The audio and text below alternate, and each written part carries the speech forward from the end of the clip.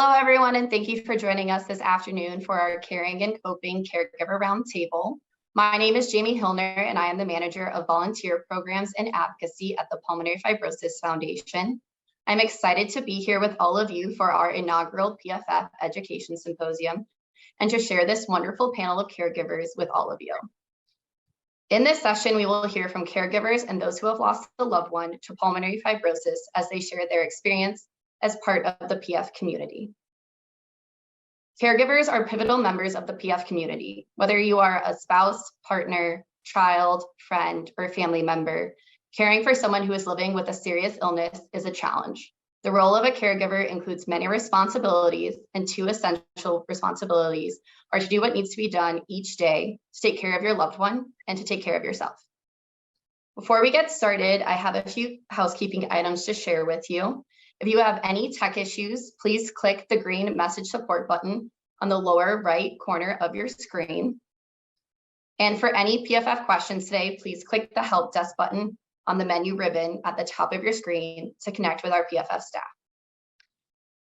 Speakers will be answering questions at the end of this session. So throughout this session, please submit your questions by clicking on the Q&A tab in the interaction panel to the right of the video player. We will answer as many questions as we can after the speakers' presentations. Information shared in today's panel are based on personal experiences and recommendations. Information shared is for educational purposes only. If any of the subjects mentioned are of interest, please share them with your loved ones and consult their healthcare team. Today's panel consists of 5 amazing caregivers who I'm so fortunate to get to introduce you today. Jeanette Akajobi, Lorna Boyle, Jean Quartz, Sham Tambi Raja, and Rick Tidwell. I will turn it over to the panel now to introduce themselves, where they are from, and how they became a member of the PF community. Let's start with Jeanette. Good afternoon, everyone. My name is Jeanette Akajobi, and I reside in Suffolk, Virginia. I became a member of this community caring for my mom, Vera Ann Carter. Quite a story there. My mom contracted IPF in 2011, but I didn't find out until 2017. So that's when my caregiving role really started. Unfortunately, I lost mom in December 14, 2019. So just to back up a little bit, how I found out about the IPF was kind of strange. My mom was also battling breast cancer. And that's how I found out. We were trying to figure out, her team of doctors, trying to find out how to do the radiation to protect her lungs. And that's when it came out, the information came out that she was suffering with IPF. And so that's when really my journey began as a caregiver. Mom loved life, just tried to really make sure she really enjoyed every moment that she had. I took on a lot of responsibilities just to make sure she could live well. So I took over her finances, managed her healthcare, her doctors, to make sure everyone was in the loop. Mom had a beautiful medical team, her oncologists, her pulmonary doctors. Everybody was really wonderful. And the one thing that I hope we get to talk about here today is the importance of palliative care and hospice care, because they really do help out as caregivers in providing a good life for our loved ones. Thank you so much, Jeanette. Up next, Lorna Boyle. Hi, everyone. Nice to see everybody today. You know, we've been on this journey for 5 years. My husband, Keith Boyle, was diagnosed with idiopathic pulmonary fibrosis in 2017. And through our pulmonologist and our doctor's office, we discovered PFF.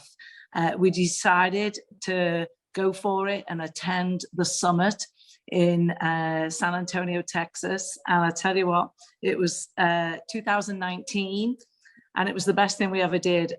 We can't believe that whole weekend where all the symposiums was doctors and patients all in the same room, and we were all just together, and they were learning from the patients, and we were learning from them. And it was just a wonderful experience. And that's how we discovered Pulmonary Fibrosis Foundation. Thanks, Lorna. Up next, Jean Courts. Hi, everybody.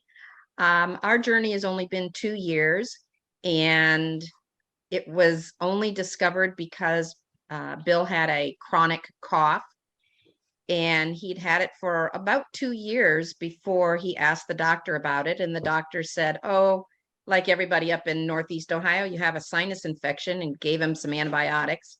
And then I said to him finally in September, 9 months later, the cough is not going away. Let's tell the doctor that that didn't work. And they did a chest x-ray, and lo and behold, there was the fibrosis. So our journey has only been 2 years. He is an otherwise incredibly healthy, still employed 74-year-old. And I found the foundation because as soon as his diagnosis occurred, and this was at the beginning of COVID, and so we were all locked down. And even when we did get connected with a pulmonologist, it was virtual. And how can a pulmonologist see you virtually for the first time and not hear your lungs? But I, on my own, just spent hours and hours on the computer, and I found the foundation and hooked myself in and researched, and it's the best thing that ever happened, was that I found the foundation. And I attend support meetings every month, and am glad to be participating in this as well. So thank you. Thanks so much, Jean, and we're so glad you found us too. Up next, let's go with Sham Tambiraja. Good afternoon, everyone. My husband, Sam, was diagnosed with the IPF in 2009. It was a bad shock to all of us, except that he knew what it meant, because he's a doctor and I'm not.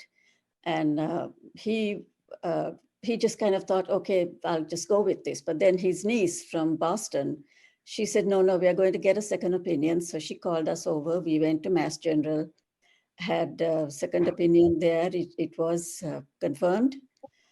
We came back. Now we live in Akron, Ohio. So we had a fantastic hospital nearby, as you all know. And from then on, we were trying to figure out how to do this, how to live. And we decided, okay, we are going to keep living. We did a travel, we went on a travel tour to Italy. It was a fantastic experience. I think he wanted to do that because he knew this was the final diagnosis, and he just wanted to help me have it. And the rest of it was kind of history. Things got worse, and he then was he was listed for a transplant. I'm really jumping fast here. Listed for a transplant on the 2nd of May, 2016, and was given lungs on the 14th of May, 2016. Everything went fairly well after that. Unfortunately, the lungs started to get rejected, and he passed away 3 years ago on the 29th of October. Life was difficult then. It's getting better now, but I can give you more details as we go along. Thank you. Thank you, Sham. And now we have Rick Tidwell. Thanks, Jamie. In 2013, my girlfriend at the time, Heather, had the cough that Jean mentioned earlier. The cough just wouldn't go away, and she wasn't really sick. And we started to do some testing, and Heather was well aware of potential problems. She had lost her father and her grandfather to pulmonary fibrosis. So immediately we started doing some testing, and was diagnosed with IPF, idiopathic pulmonary fibrosis, in 2013. A couple of years later, we became husband and wife, and have been making memories ever since. In 2019, she received a double lung transplant, and is doing well. You always have bumps along the road when you when you do that, but it's never changing. You just keep flowing with the changes and make them happen. So yeah, we just in October had our 3-year lung anniversary and continue to make memories. Looking forward to it. Thank you. Thanks, Rick. And now to kind of just start off our conversation, many of you mentioned kind of a lingering cough is what kind of started your loved one to go get checked out. But how did your loved one come to be diagnosed with pulmonary fibrosis? What made them seek medical attention, and kind of what was that journey like? And how about Rick, could you start us off? Sure. Again, that cough, it was something that we knew shouldn't be there. And it was one that lasted for, the week went by, 2 weeks went by, and it was still there. And we started the process from, the primary care physician, who then referred us to a pulmonologist. And we eventually got involved with UT Southwestern in Dallas and their pulmonary team there. And to confirm it there, it was a CT scan that showed us that it was the IPF. Yeah. Did anyone else have similar experience? I know, Jeanette, you learned about your mother's diagnosis. Oh, Lorna, you want to go? Oh, well, we have a very similar story. My husband had a cough. We all had coughs. We all had the cold flu type of thing in December, which is typical. And all ours went away and his didn't go away. And it's now January, and he went to a minute clinic and they said, well, we think you have pneumonia. So then he was put on antibiotics, finished the course of antibiotics, still had the terrible cough. And then his GP then decided to send him to a pulmonologist, which we had never seen before. And he listened to his lungs and he said, I can hear a crackling and I think you have pulmonary fibrosis. And at the time we had never heard of that and didn't know what it was. And we did the dreaded thing that they tell you not to do. We went home and we Googled it. Yeah. And, we're felt like he'd been given a death sentence of 3 to 5 years. And he was only 58 at the time. And it was pretty devastating. And that was 5 years ago. And I know there's probably another question coming up, so I'll finish there, but our journey continues. Can I say that, oh, Jeanette, go ahead. Was that Jeanette? Thank you. Yeah. Yes. My mom never had a cough. She did live alone. She worked at the Yorktown Naval Weapons Station here in Yorktown, Virginia. She retired. She was retired by the time she was even diagnosed in 2011. So I never knew. I mean, she just went along like everything was fine. She didn't share it with us. Again, I didn't find out until we were actually going through the process of trying to treat her for breast cancer, with the radiation part. But after what someone said earlier, that dreaded thing, that mistake, going to the internet, Googling everything and saying, oh my gosh, my mom only has 3 years to live. I said, maybe not even that, because she was diagnosed in 2011. Again, thankfully, I found the Pulmonary Fibrosis Foundation website with updated information, and it gave me hope and support. I found some support groups up there. But mom never had a cough, even after when I found out in 2017 and to the time she passed, she never had that cough. So, and my mom always had a tendency to kind of bounce back from her exacerbations. So I think I was probably in a little bit of denial, being realistic, but still in denial, like, okay, she's gonna hang on, she's gonna hang on, she's gonna hang on. She's, we're doing everything we can for her. But some of this, that's what I said, everybody's body is different. So please educate yourselves. I just think the most up-to-date information on research is the foundation's website, instead of some of these other things out there on Google. Make sure it's important to really educate yourself the correct way and to ask questions, to reach out to the help desk or the help support on the foundation's website. But it was just really, it was, like I said, my story is kind of strange. People ask me, why didn't your mom tell you? I said, well, I don't know. Maybe she was just being a typical mother. I don't know. She didn't share that. And even after I found out, she was cool as a cucumber now. She acted like it was nothing to her when I heard this news and I saw the x-rays of how cloudy her lungs were from 2015. So I know she had been going to this doctor for a while. So she didn't share that part with me. A lot of things about what went on with her kind of is still coming together for me, even 3 years later, what she must have went through from 2011 to 2017 when I got involved, going through that by herself. And that was one reason why I wanted to get involved. I don't want anyone to go through a diagnosis like this and not have that support, just trying to do it all by yourself, because you don't have to. It's too much help and people who want to help you, and too much people who, too many resources and people who care to help you get through this so you can live a great life.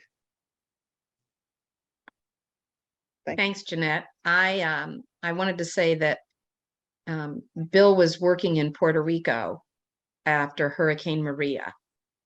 He was down on a storm response team to help the electric get back on. And what happened was they stayed in a resort that had been shut down for probably 8 weeks by the time they got there. And it had been opened again, not as a resort, but for bunks. He shared a room with 3 people. They had no air conditioning.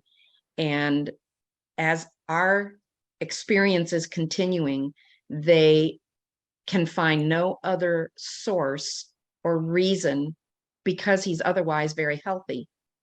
They really are starting to embrace the idea that his fibrosis is a result of exposure to either the molds that were there or the chemicals that they use to mitigate the molds. And so that's another thing, is where does this come from? And they're really believing more and more as he doesn't progress, because he's not being exposed to those things, that if he is not exposed to them ever again, he may not have any repercussions more than what he's got right now. So I would not have found this all out if I'd not been doing the research and finding the foundation and everything. And so that has just been wonderful for us. Thank you all for your comments. And I think, yeah, that's a huge point, which is kind of my next question, is asking about if you guys knew anything about PF before the diagnosis. And it seems like some, like Rick, was in Heather's family when others were not in that same boat. But how did you handle the news of the diagnosis, and how did you share with those close to you about your loved one's diagnosis? And did you share any specific information with them, or how did you kind of navigate those conversations? In my case, I really didn't know that much about pulmonary fibrosis. Heather was extremely aware of the disease, having lost her father and her grandfather, like I said. So I immediately started doing the research, the Googling, and get online. And Heather, oddly enough, if you knew Heather, she's just a very sweet, genuine person. She knew she had lost her father within months after the diagnosis. And at that time, as I mentioned, we were girlfriend and boyfriend, but pretty serious. And she gave me the option of bowing out. And of course I didn't. And it was because I think her knowledge, we treated the information with her family very upfront, very direct. We knew that there was no cure, that the only option was transplant. And so we were very upfront with people, and but mainly we stuck with our family and very close friends first in giving that information out. But we're not social butterflies. We don't like putting stuff on Facebook or all the other options. We like doing it in person and in front of somebody. But we were very, very honest and upfront with what the diagnosis and what it meant to the people that we cared about. we kind of did the same thing. We when we found out, because at the time it was idiopathic, and you know, we were told it was pulmonary fibrosis, but it could be another lung disease. They wanted Keith to have a biopsy, and it was probably about 18 months later before he got a definite diagnosis. So we actually decided not to share it with anybody until the diagnosis was fully determined, and the biopsy did do that. But we did the same thing as Rick. We shared it with our very close friends and family first in person. And to this day, Keith doesn't like me putting too much on Facebook and things like that, because he feels he doesn't want sympathy. He says, you know, I don't want people feeling sorry for me. But sometimes if we're on a walk and he's obviously got his oxygen machine with him, I'll post a picture of him that he's, you know, he's brave and he's still exercising and he's out there doing his thing. More of an inspiration, not for people to feel sorry for him, because that's not really what he wants. Because, you know, we live in a 55 and over community, and everybody's got something in this neighborhood. Trust me, you know, between hip replacements and knee replacements, everybody's got something. So he says, you know, I just have something. I think our story was pretty much the same as Rick and yours, Lorna, because we found out that Sam's was familial. And one of the good thing is we did not get the biopsy done, because the doctor said, well, we know it's familial, so there's no point getting a biopsy done.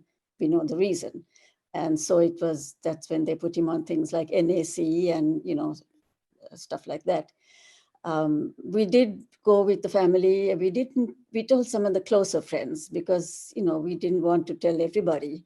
But I was rather strict with everyone else, in the sense of, if you had a respiratory any problem with, you know, cough, cold, flu, anything, you're not allowed inside my house. So that was rather not very nice of me, but that's what I did, as far as keeping people away from giving him any kind of infection. Mm-hmm. And that's the way it went, you know.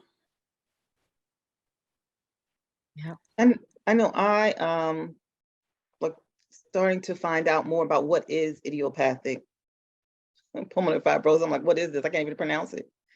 And my husband and my daughter, she's 26, they were really my main support. So I shared what it was with them, and my brother, I have a brother, shared with them, you know, what it is and what we're going to go through. The more I learned about it, I shared with them. I always just tried to stay very positive, but extended family members really didn't believe me. You know, oh, your mom, because she was still in good health. By the time I found out, she was just going on oxygen. I would say I found out like in May of 2017, and she went on oxygen that summer. And to the point where mom didn't even use the oxygen properly. She only used it when she was in the house sitting down instead of when she was going out. So we had to like bedazzle her little tank so she could actually go out and actually use her tanks when she went out. Again, try to keep her very active. And because she was still active as long as she could, people, and I said she had a habit of always kind of bouncing back after an exacerbation. So no one really believed that she was terminal. They didn't believe she was going to leave me or leave us. You said, you're at me, right? So that was kind of difficult, and that was hurtful in a way. But I was like, you know, I know what I'm wrestling with. I have to honor how they feeling. They may be having difficulty accepting that we're going to lose mom too, you know. So I'll honor that, but I'm going to tell them the truth about where she is. Mom knew the truth about where she was each time. Sometimes people say, well, I wonder if she really knows. She doesn't act like she knows. My mother was a woman of faith.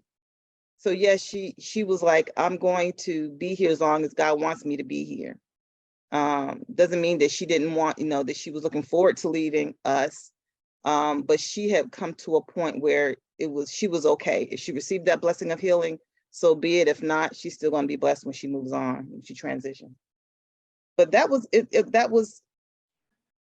that was frustrating for me to not have people kind of understand my family, relatives understand that, you know, I really need you to reach out to her and to be there for her, other than just hearing, you know, myself, my husband and daughter and son, and my brother and his wife, you know, and just don't show up when she's in the hospital, you know, but, you know, keep that contact. Like, Mom was a very social person.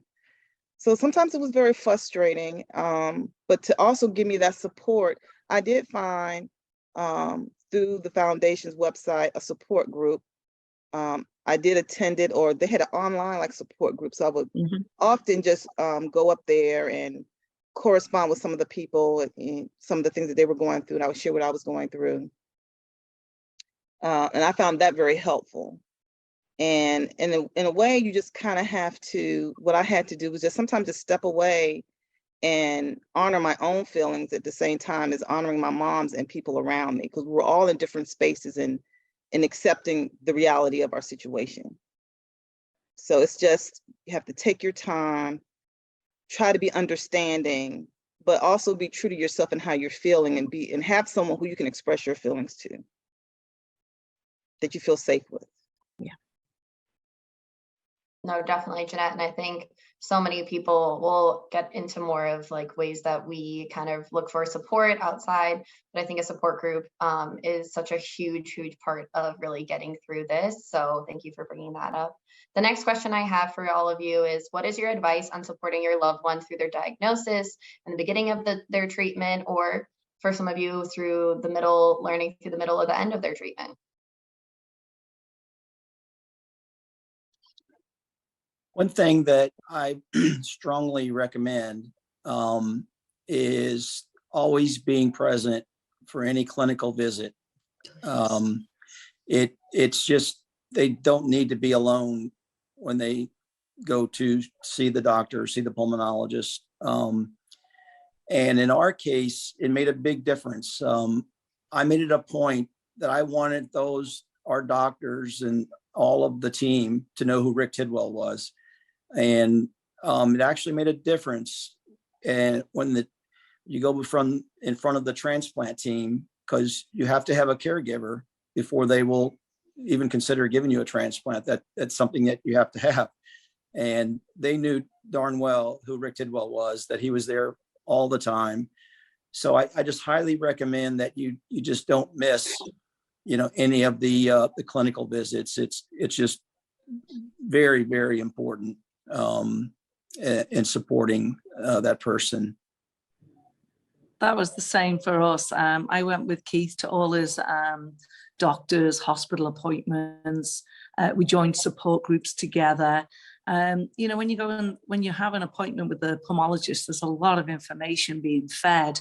I think it's better to have two sets of ears and you know, take notes and understand, because the news is devastating itself. So sometimes you don't hear everything they're saying because your mind wanders.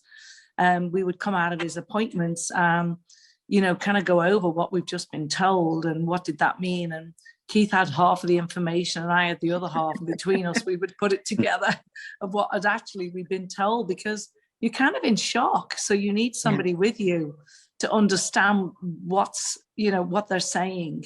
And, you know, when they say, you know, a double lung transplant, you're kind of thinking, wow, this is not just, you know, a cough and a cold and you take some medicine. This is a transplant. That's hard to take in. And the interesting thing is, by the time you take it in and then you talk about it freely, other people then have that same reaction that we had when we were told.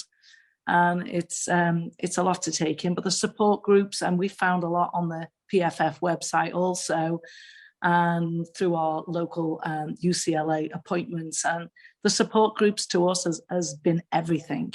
They are our family now, and we share things with them that we wouldn't talk to anybody else about with, and they understand. And it's nice to be with people that understand exactly what you're going through. And it's wonderful for the pre and post transplant to hear both sides of the story. I hope that we won't have that part of the story with a lung transplant. But as far as what Rick and you all are agreeing, to be there and present for them. But I also have made sure that I have my own external support group, to make sure that I'm getting through this as well. And that has been a tremendous help for me, that I can still go do what I need to do and not trouble him with other things that are bothering me. Not trying to protect him, but making sure that he doesn't have more on his plate than what he can take in. And that goes back to the research that I did. He was not ready to accept this. And I could tell that. And so I just quietly just collected. I have so much saved on my computer that when he's ready for a piece, I give it to him. For instance, the PFF registry. I knew about that for a couple of months, and I finally just said, I'm forwarding in an email to you. And if you're interested, it's something that you can participate in. And it took him another month or two. And then, lo and behold, he was able to accept and do something about that. So in a way, for him, it's been a slow process. And part of that's because he's so healthy. He can't imagine that there's something wrong. All I have is a cough. That's it. And that when we flew to Colorado, his pulse ox dropped down to 78. Oh, yeah. That was a rude awakening for him. And we had to turn around and fly home. And we haven't been on an airplane since, and probably won't be. So, but yes, to take care of ourselves, for me to take care of myself as part of his process, because it's my process too. So I have to agree with that. And I also have to say, we have to be there for them at all times. And yet we have to take care of ourselves, because we have to be strong enough to be able to cope with everything that's going on with them. I shouldn't be saying them, I should be saying him. And that's exactly what I did. I mean, I also realized that while I'm nervous and concerned and anxious, he's also scared. Even though he's a doctor, I mean, his life is coming to an end. And I have to be understanding. So when I sometimes get annoyed with some of the things he does, like, you know, some strange thing he might do, and I feel like saying, why are you doing that? And I was just, nope, be nice, be nice. So it's an understanding of the patient, your husband, and an understanding of your own, you know, what's going on in your own mind. We have to take care of ourselves, take care of them. I used to count all his medications after his transplant, like there was about, I don't know, 18, 19, 20 pills. And I would always help to put them in the little pill box. And after a while, I said, no, I think you should be able to do this yourself. But I would secretly watch to make sure it was going all right, because I figured he's got to be also somewhat independent, so he'll feel better about himself. And it worked out well. And of course, once he'd tell me, oh, you don't like me, you don't want me to do this. I said, come on, you know, I'm trying to make you be independent and help you to take care of yourself. But for being a doctor, he was really not a bad patient, because most doctors are just won't go with that. But it's a matter of, as you said, Jean, we have to also take care of ourselves. And he was okay with that, because I volunteer at the hospice, and I stopped that for a while he was at transplant and everything. And I decided, no, I got to go back, just for my own health and to making him feel that he's not stopping me from doing things. So I think, you know, that level of understanding has to increase in case we are not doing it the way we should. I want to piggyback on something Sham said. She took a different approach than I did, about being really sweet and nice, and taking care of ourselves.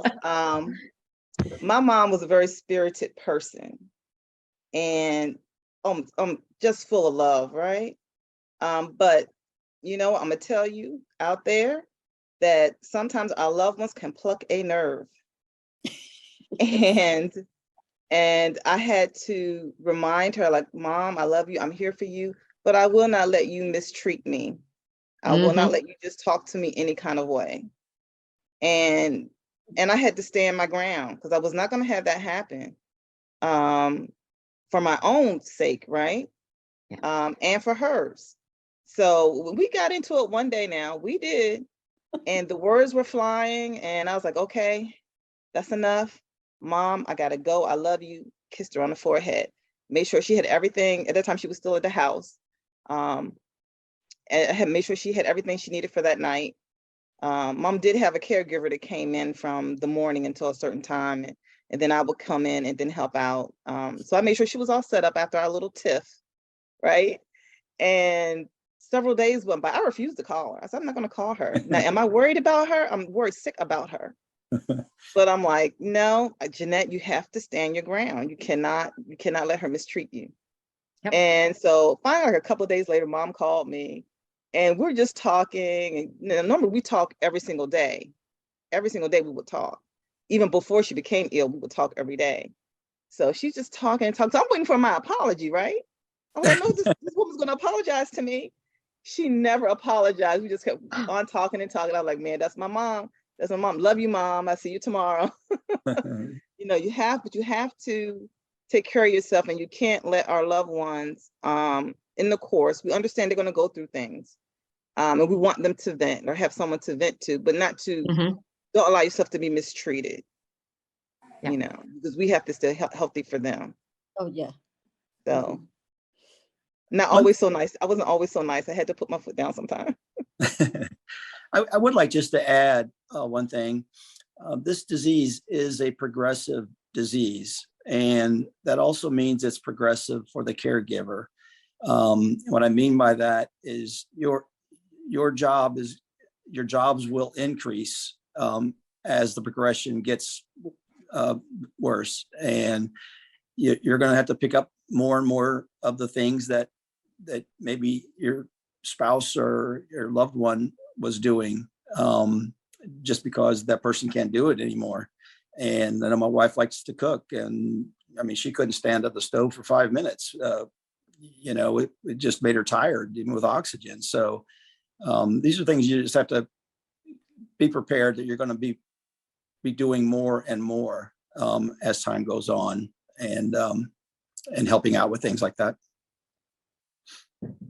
I would like to add to that. When we knew what Sam's condition was going to be, and even though he was going to hopefully get a lung transplant, he made sure that I got to know our stockbroker, the accountant, anybody else who was part of our lives in helping us move along, so that I was comfortable that if he passed, I would be comfortable taking care of my own life.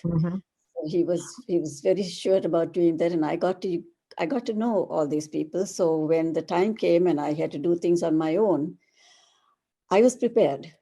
I knew how to do things. I just knew how to do it. So that was not a concern that he had. And he just made sure that I knew everything. So that's something I would really recommend, that you get to know everyone who is part of your life in the way you run your life. Even the guy who mows your lawn and all that, you know, just make sure that you know who they are and how you can handle it and get a little more world-wise. How to change the furnace filter. Oh. Yes. Passwords. Passwords. Yes. Yes.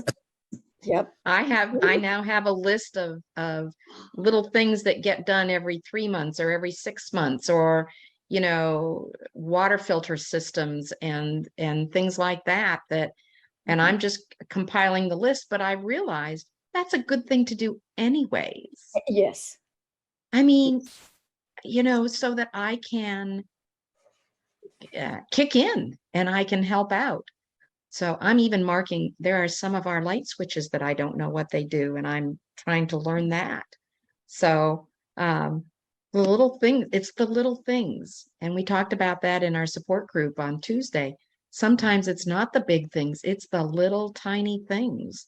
So and Rick, thank you as that reminder, is that things change, things will change, for both of us. So thank you for that. And thank you all for just such great points. And I think it goes back to having those conversations, being prepared, but also to be a good caregiver, you have to take care of yourself. And you have to think of yourself. And so where are some ways that you find support with dealing with this disease? I know a number of you have talked about support groups, if it's with your family, your friends, your faith or therapy, what are ways that you find support to help you through this? I swim 3 days a week. I go to deep water aerobics, and I have made some wonderful friends there, truly wonderful friends. And one of them actually is a retired respiratory therapist, which doesn't hurt, but that's my physical exercise. And then I'm a knitter and a crafter, and I take all of that time and do those things, even though I might be doing them at home. Those are the things that bring me joy. And besides the support group through the foundation that I attend to. So that's what I do. For me, it's been yoga. I'd never done yoga before. It's light exercise, but it's also like a meditation. And it's really something that when you're doing this yoga session for an hour, it gives you time to think. And it's such a wonderful thing because you're in a room with a group of people, but you're also individual at that time. And I walk to yoga, which is, probably a mile round trip to our clubhouse. So that gives me my little exercise and more time to think. And then I do yoga, and then I have a coffee with a couple of the people from the yoga group. And that's where we all chat about life. And of course, Keith's health always comes up. And then I walk back and, I've had a couple of hours to myself, and I do that 3 times a week. And that's been wonderful for me, along with the support groups and family and friends. But that's kind of what I do on my own. I think it's important to continue doing what's important to you. And in my case, I was a big runner, and, that was a big release for me to do that. You might have to adjust that schedule to be accommodating, but I think more important than that is continue to do those things and not feel guilty about it. You can feel guilty about it when the disease gets to the point where you're more time consuming. And the other thing I would suggest too is when you need help, don't be afraid to ask for help, and also be specific. I think that is the most important thing. If you need somebody to come sit with your loved one for an hour, ask for that. If it's a meal, don't hesitate to say, hey, I have a dinner or something delivered to me, but be specific in what support you do ask for.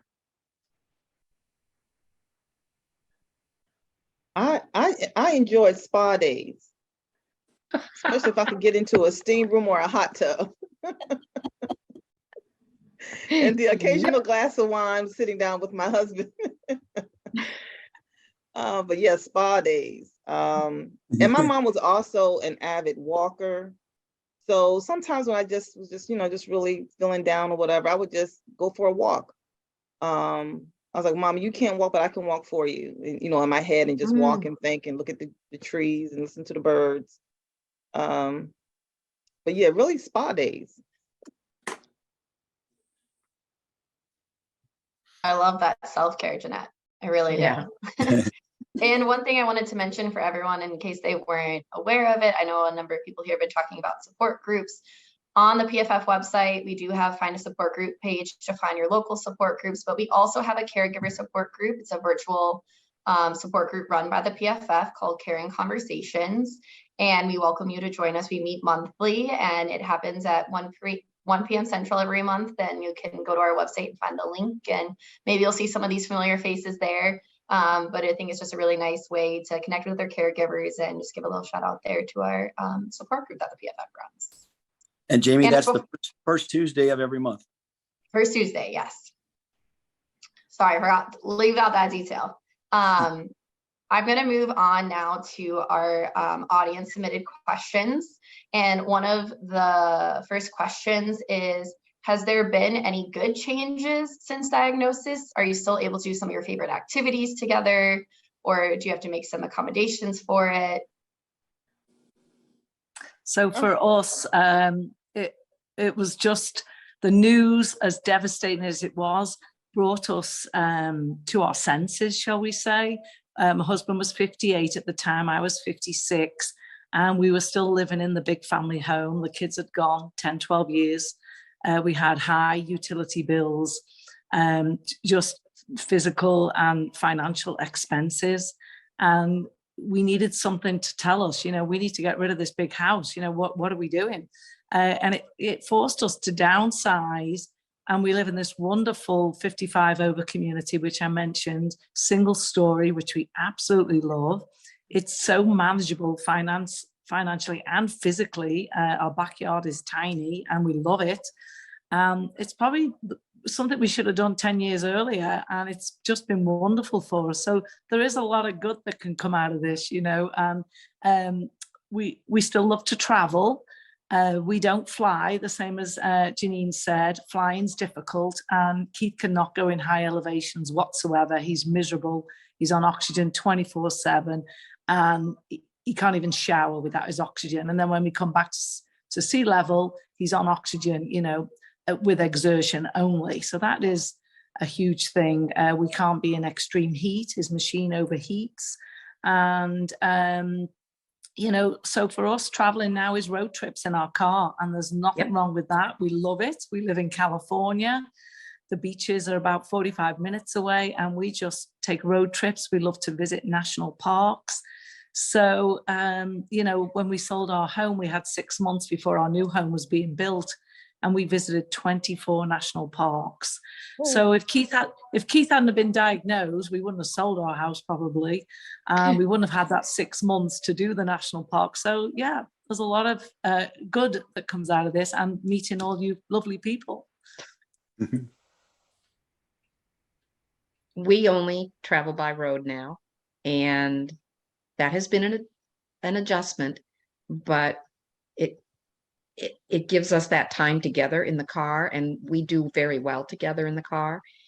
And we just took a road trip. Well, we put on nearly 4,000 miles driving out to Texas and seeing one of our granddaughters, and we were not at elevation, and so we didn't have any problems. And so, yeah, I think that there are some good that comes from this. It helps you adjust and realize about the mortality, and it helps you set some things in order and priorities. And that has been, I think, very good for us, even though it's been an older diagnosis. So, yeah. I will say that we were diagnosed in 2013, as I mentioned at the beginning. We love to travel, and we ended up still traveling. I mean, we went to Europe several times. We bought a portable oxygen pack, and each airline has their own guidelines. And Heather didn't have any problems traveling by airplane as long as we had the oxygen. We did have to adjust, and the batteries last so many hours, and then we had to get obviously a couple of big heavy batteries when we were going to Europe, but we didn't back off. We continued making memories that way, and and so we did continue to fly in our case, and eventually she got her transplant. So. And if I'm not mistaken, she's doing great, isn't she? She is. Yeah. So. That's great. Which is so great. And as some of you have mentioned oxygen, we did get a question saying, How much oxygen was your loved one on while in the home? And did you have difficulty getting the equipment and or supplies needed at higher levels? Well, my husband, we started off at 2 liters and it slowly increased, and we had no problems getting it because he was on Medicare, and the doctors it was automatically set up for them. So it was brought on a regular basis and taken away. That was the cylinders. And then we got one of the machines that would last longer because we'd be through the night. And one of the smart things we did was to find the extra long tubes for the oxygen so that we could put the machine somewhere in the living room area, and the oxygen tube would extend all the way to the bedroom. So all that big noise it makes was not so bad. At first, when it was in the bedroom right next to you, it's like, oh my gosh, when is this going to stop? But we managed to work that out. So that was a good thing. And he still got his oxygen through the night. And of course, I had to make sure it was turned on every night. He would go to bed and said, have you turned it on? I said, yeah, right, I have. Our insurance let us have the large oxygen machine for the home and a portable one for him to travel. We had no problem getting that. And there was a time that we were traveling on our trip. We were in higher elevation, and Keith's machine, he was on 5 liters at the time. It just wasn't enough. And we called Supercare, and they were our provider at the time. And they actually sent us, shipped to us a bigger machine as a loaner while we were traveling. We stayed at our hotel extra couple of nights while we waited for the machine, and it came within 48 hours, and it was a loaner, and it was wonderful, no charge. I want to add a tip here, because when my husband's oxygen went above, he had, towards the end, he needed 15 liters of oxygen, which is a huge amount, and there was no machine at the time that would produce all that. So what we did, with the help of one of the oxygen guys that we know in the stores, he lent us another machine, and we connected it in such a way. I mean, he did that, so we were not doing anything that might blow up the tanks. He connected it in such a way so that ultimately Sam got the 15 liters, and from the 2 machines worked out. Now, I don't remember how we did that, but we worked it out. So he did get his 15 at the end, because that's a huge amount, and no machine really, at the time that we know of, produces that much. So maybe that's something to consider if you ever need it. Thanks, Sham. And Rick, you mentioned this, and this is the next question, is how did you navigate moving around or traveling with higher levels of oxygen required? Again, we initially, there's a service that you can get, and if you were to go to a different city, you would just go pick up tanks and things like that at that city. But we elected to invest in a portable, it's like a backpack, battery operated. And that's what we used. And the batteries, you had a couple of different sizes, depending on, if you needed a couple hours or if you needed 8 hours. And they were fully rechargeable type batteries. But it became a lot easier to do things with a backpack and oxygen rather than pulling a tank behind us. And so, and I'm sure there are more advanced models of that now than what, 5 years ago, but that's what we did. Yeah, my mom didn't, her oxygen level needs, she could never use anything portable like that. She always had to use the tanks. And like I said, mom was very independent. So for as long as she could, she drove.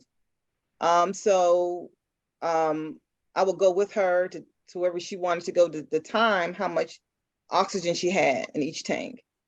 So I would always make sure she had at least 2 tanks in her van at all times, with everything ready to go to hook up. For as long as she could drive, that's what we did. Came a point in time when she just couldn't drive anymore. We took her places, and then it came a point in time where it was just uncomfortable for her to drive with all the bumps in the road. You never realize that the road may look smooth, but it's very hard when when your lungs aren't functioning properly. Yeah. So to sort of, as long as she could carry it when she was in better health, carry some of the smaller portable tanks. Like I said, my daughter sort of bedazzled them to encourage her to use them, because she would have a tendency not to want to use them as she went out, which she needed. And she said one day, she said, Jeanette, I almost fainted while I was at the wheel at the stoplight. I said, that's because you didn't have your tank, mama. You didn't have your oxygen. So yeah, unfortunately, she didn't qualify for any portable tanks the way that she wanted. And that was something, trying to keep her active, and you just have to be cognizant of, like we said, the disease is progressive. So you have to be smart about how you use your money when you know it's progressive and where they really are. And are some purchases, really worth it, So you just have to be creative sometimes. Another thing I'd like to add is we got a lot of this information from the summit that we went to, the PFF summit. And we learned about these many oxygen tanks and other things. So that really helped us a lot. And I would advise that, to be able, if you can go to the PFF summit, there's a lot of information that you can get from all the people who are exhibiting their wares. That was a big plus for us to be able to go to that summit. And I'll tell you, the PFF really helped us a lot on this. So thank you so much for that. I love that plug, Sham. Yes, meet us in Orlando in 2023. See everyone at Summit. This is great. Yes, I'm going for that. I plan to go for it. Even though my husband's not around, I still plan to go for it. Yes. Well, we just have 2 minutes left here. I want to quickly get one last question we got from a respiratory therapist who is leading a support group and just started that, and was asking, what advice can you guys give for starting off that support group and just starting to work with patients? Or what's just your biggest advice to give? Ask them what their needs are, because it's their support group. What is it that they need to want to do better as caregivers? What their needs are, what education is. I mean, I always believe you need to get their input, but it's their group, so let them own the group. I know one group was talking to, they made a list of priorities, things that they wanted to discuss over like a year. They put it actually in an Excel spreadsheet, and they had the members of the group vote on what the priority of each of those items. And then they geared their monthly meetings around the list, if you would, of priorities. And it was a mixture of speakers and non-speaking months as well. But they did make a list to do that. Yeah, that's a great idea, Rick. And I want to start off by saying thank you so much to our panel today, and just getting to share your stories and experiences with all of us in our PF community. We're really thankful for that. And next up now, please visit our exhibitors in the exhibit hall. And our next presentation will begin in half an hour at 3:30 Central Time. We're in Theater 1, which is the other theater going on right now, will be treatment options for pulmonary fibrosis. And then back here in Theater 2 is how to get involved with the PFF. And then coming up at 5 p.m. Central Time tonight, we have our all community networking event. And during this event, you will have a chance to meet with others in the community who have a similar connection to pulmonary fibrosis.